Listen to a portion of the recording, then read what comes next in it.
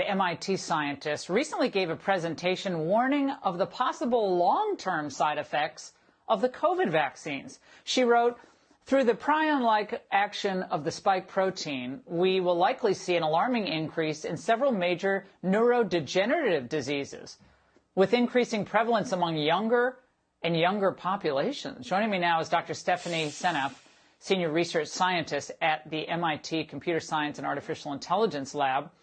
Dr. Seneff, this is absolutely terrifying to a layperson to hear as this push for vaccines and boosters and new boosters and multiple boosters for our younger population continue. What do we need to know? I first of all think it's outrageous to be giving vaccines to young people because they don't have a very, very low risk of dying from COVID, so they don't get a benefit.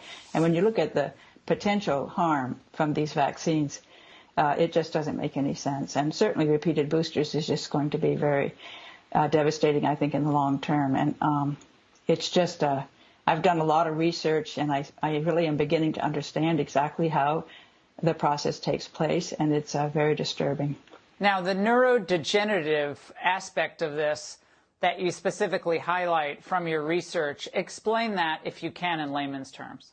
Yes, I'll try to. And of course, the science is never easy, but it's quite fascinating what happens. The vaccine gets injected into the arm. The muscle cells get very upset. They bring in a whole bunch of troops.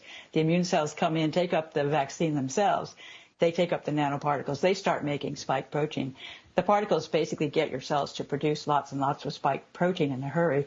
Spike is the most toxic part of the virus. And these immune cells then rush into the lymph system, rush to the spleen. Many of them end up in the spleen, which is where you want them to be to produce the antibodies. That's the goal. So they've designed it, and they're very happy to see that they end up in the spleen making lots of spike protein and then invoking an immune response that produces antibodies by the B cells. But the problem is that those germinal centers in the spleen are really the center place where Parkinson's disease develops, and probably many other neurodegenerative diseases. But for Parkinson's, it's been very well laid out that you get prion-like proteins even from infections in the gut. Immune cells take them to the spleen, to those germinal centers, and then they start spewing out exosomes. These are little lipid particles that are released by the cell, unloading that toxic protein and shipping it along the vagus nerve to the brain. This is sort of well known with respect to Parkinson's disease, and that's the model I'm using. It feels to me like this is a perfect setup for it. Dr.